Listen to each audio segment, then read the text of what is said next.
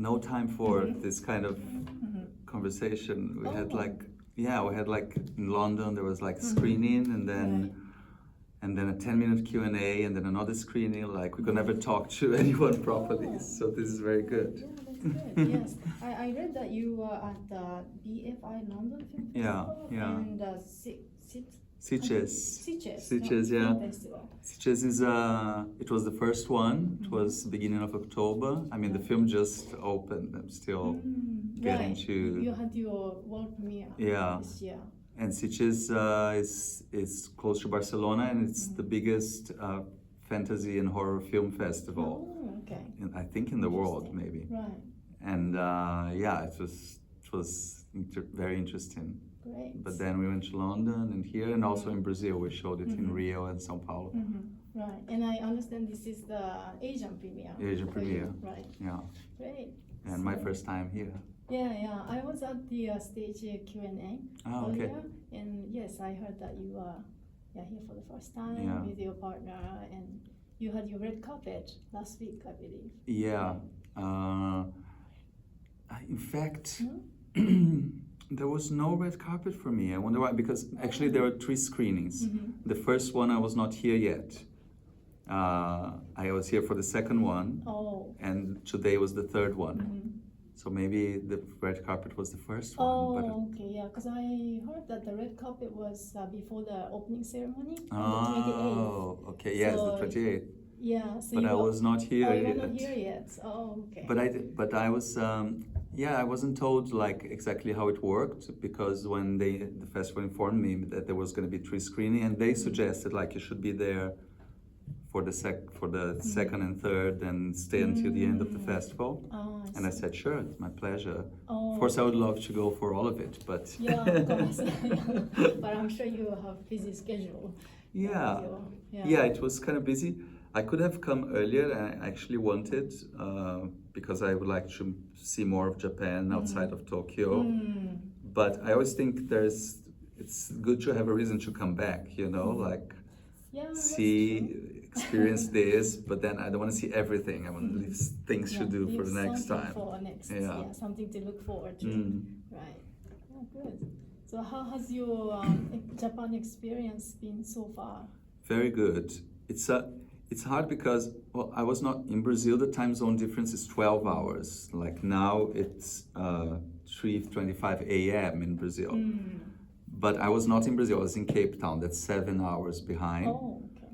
But the flight is very, very long to here. It's more than 20 hours in total. And so we arrived very tired. But I remember we said, we're going to just go to the hotel and crash and sleep.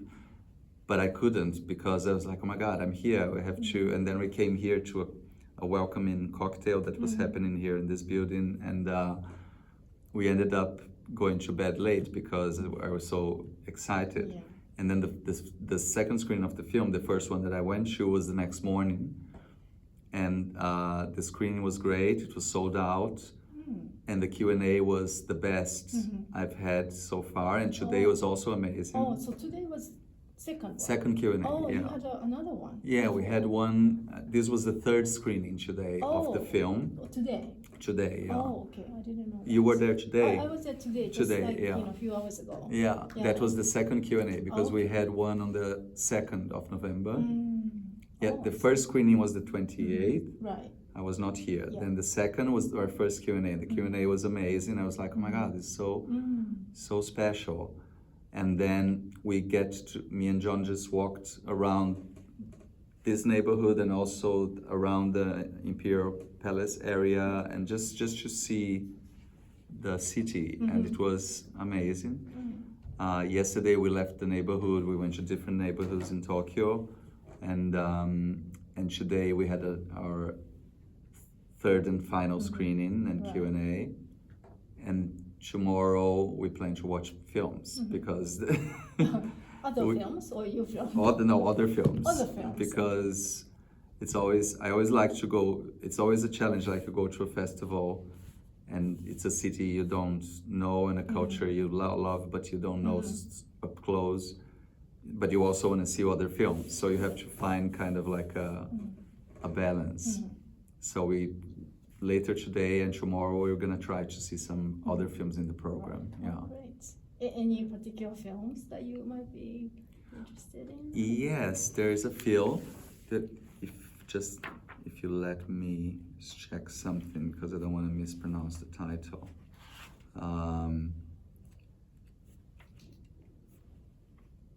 It is Os Papéis do Inglês. Is a movie that I really want to see. This movie Cadet, I also really want to see. And there's another one oh yes, Papa. I mean, we made all the markings of like, oh, this is should see, this is should see, and now Traffic as well. The thing is now we have to see like the programming and also the industry programming, because they told us like how I should sneak into the industry screenings, which are kind of you don't have to fight so hard for tickets and all. So now the job is to see the shadow and see what we can make. Yeah, that's the beauty of being in the industry, I guess. Yeah, you get to see other films and also experience other, cities through the film. Yeah, it's very rewarding because we work, I think all of us in the teams, not only directors, like everybody, we work usually years in a project, and then there is a time between this project and the next that you get to actually be in touch with the audience and other filmmakers, and that's really important. Like you can't become isolated and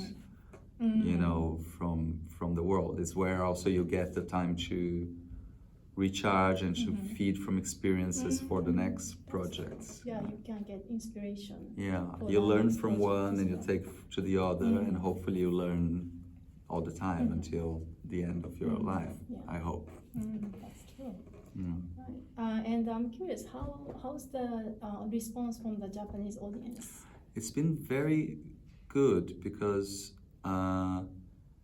both Q&As, when they ended, they came to me and they said, sorry, there's not much time, but I think, to have 30 minutes for a Q&A, it's actually, like I said, there was no other festival, there was this time, it's usually either very, very short or there's no Q&A. So to have this for me is very special.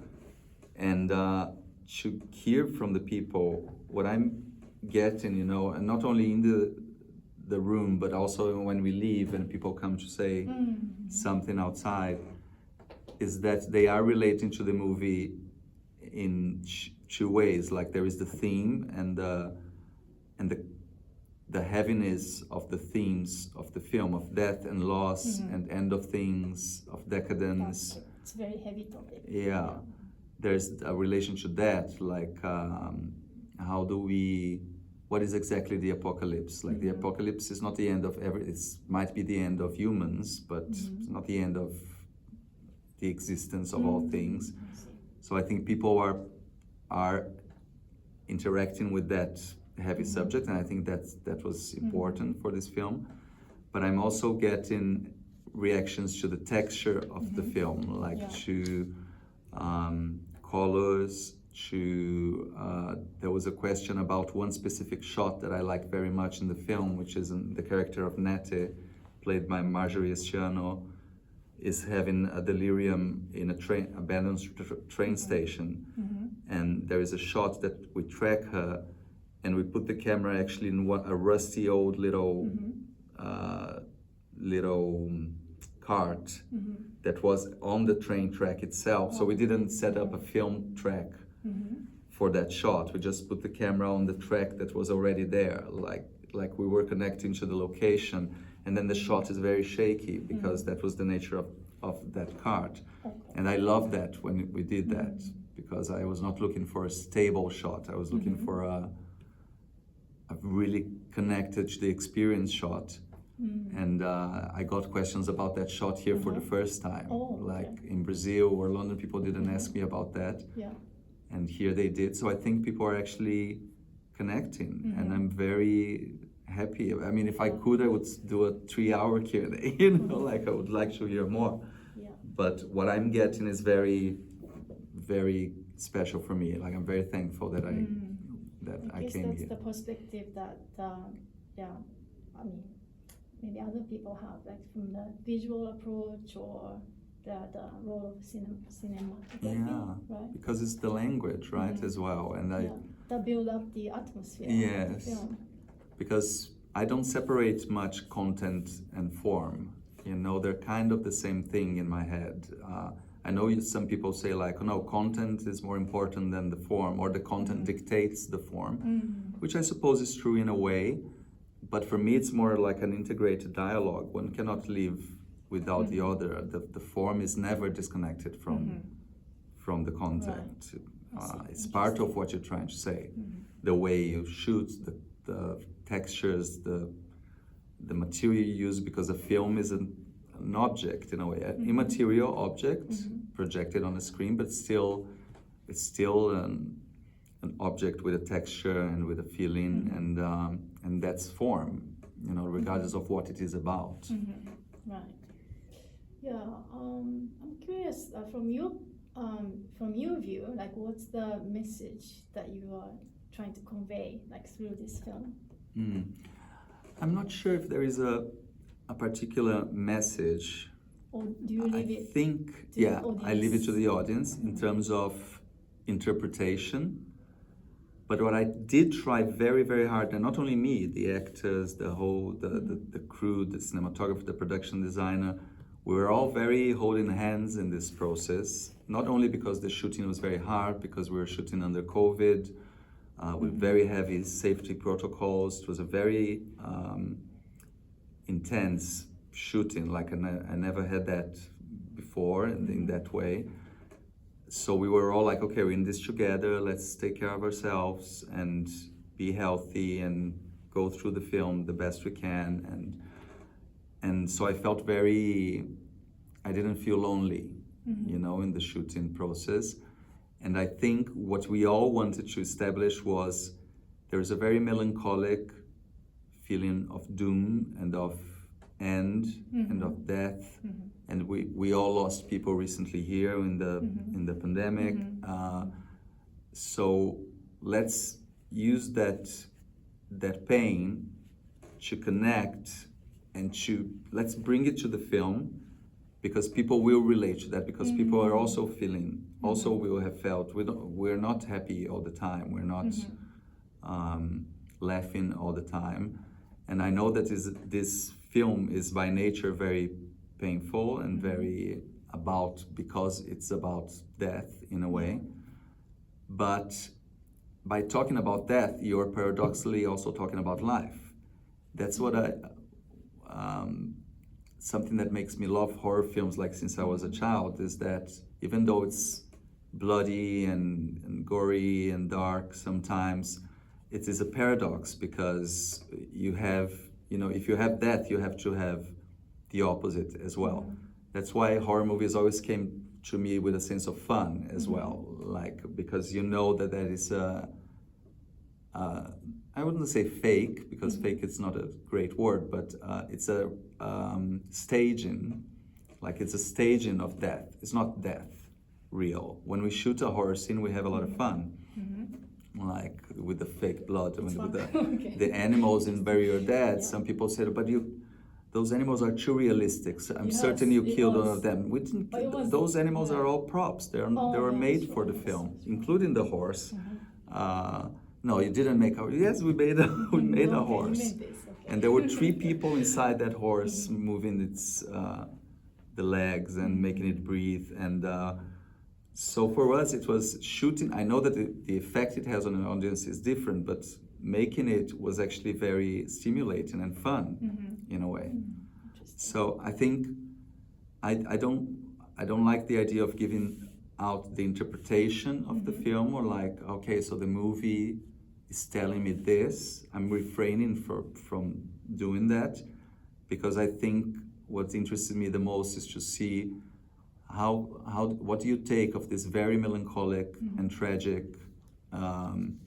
experience of death, you know, like, and how are you going to go out the cinema and live your life actually, because that's what we always do. And in a sense, it's what we've always been doing since, if you go watch Hamlet, everybody dies.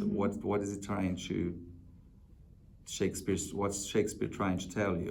Or Romeo and Juliet, is Shakespeare telling you that love is not worth it? I don't think he is doing that with Romeo and Juliet, and yet everybody dies. So what he's telling you is a little bit up to you.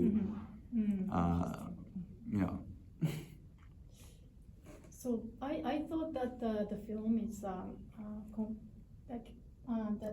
Edgar, the protagonist. How do you pronounce it? Edgar Wilson. Edgar, is confronting his inner demons and reconcile his past. And I also remember the scene like where there is like a museum of dead people, and that's, to me, like it felt like that's when he's kind of facing his past, and we should bury your dead. But then in the end of the movie, and as it was in the Q&A, like wake up, like how that feels a little bit conflicting. But what's the message there? Like, is there any kind of like a symbolism or? Well, I think the wake up thing, because one of the first things you see in the beginning of the film, he's walking by this sign that says "Wake up" in the first scene by the road, and then everybody's telling him to wake up all the time, like wake up, you're daydreaming, you're having a nightmare, wake up. Like Nettie says that, the aunt says that, and by the end he's telling that to himself.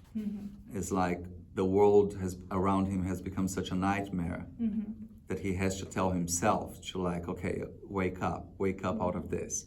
Of course, the movie ends before you know if it's all a nightmare or if it's all real. That's something that I didn't want to answer.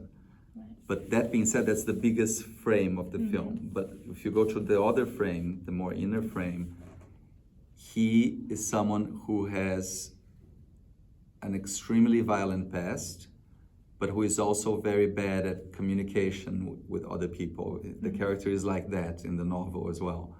So he doesn't say much.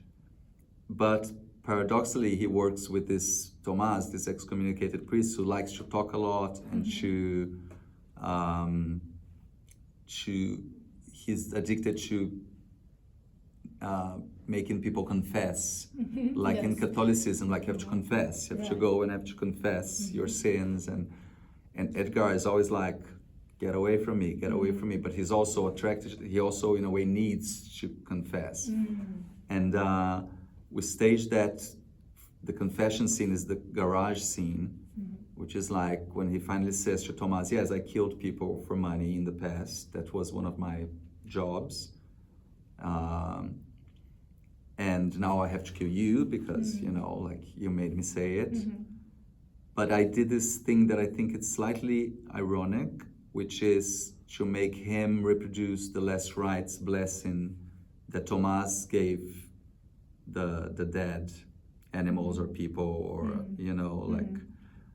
may God forgive you for your steps and for your sins. And then by giving that to Edgar, I think I was trying something like, so is he now possessed by Tomás, or like why is he repeating something that he didn't like? When Tomás did it, he didn't like it. But suddenly at the end, he finds himself behaving like Tomás. It's like, so he's a very conflicted character inside. And by finishing with him saying, wake up, wake up, wake up, is like, I am kind of locked within myself. The movie is kind of complicated, I know, in that sense, because there is a cosmic narrative about the end of things and the cult and the end of the world, and a very intimate narrative about personal guilt and personal trauma. But that was the most fun for me during the writing. I know it's not easy for everybody in the audience. I think some people... It's very complex. Yeah. Many layers. So many layers. And I think some people think it's too much. and some people think it's quite beautiful. Mm-hmm. I'm getting like a lot of types of reactions, and that for me is interesting because I think it's very hard. I think it must be very hard if your film is unanimously hated or unanimously loved, because I mean, I never had that. All my films were kind of divisive up until now. So I got used to that feeling of some people board it and some people question it. And I think with this film, it's even more complicated because there is this two big layers of narrative. But anyway, that's what I was trying to do. Beautifully crafted, very chilling and very unique. Yeah. You know, very beautifully crafted film, I think. Thank you. Yeah. Yeah, I think trying to make them not a copy of anything else, trying to make a movie that is itself, is always very rewarding, because you know that people have all sorts of baggage with the way they watch movies. Some people only like this type of movie, or only comedies, or only romance, or only horror, or only historical dramas. And when you're trying to do something that is more mixed, you're challenging audience tastes in a way. But I also think you're doing something that you might succeed or you might fail, but you're doing something that was not necessarily done before. And I think that's always rewarding, you know. Like I said, I'm still learning from the audience about this film, because we started less than a month ago to show it. And for me, it's been a very intense month, because I traveled to Spain, to Rio, to London, to Cape Town, and to Tokyo. But what's coming next? Next, it's India. India? In Goa, yeah. For the film festival? For the film festival, yes. And there's some other invitations, but I think they're not announced yet. And next year there's going to be commercial release, and potentially the country that we're still waiting for an answer about where to premiere is the United States. So that's an area that not yet, because here we had the Asian premiere, and we had the European premiere, and South American premiere, which is kind of the home of the film. And now we're missing a North American premiere, and I hope it will come soon. That's exciting. Yeah. Well, thank you very much for your insights. Thank you. Into your creative world. Thank you. Do I look okay here in this?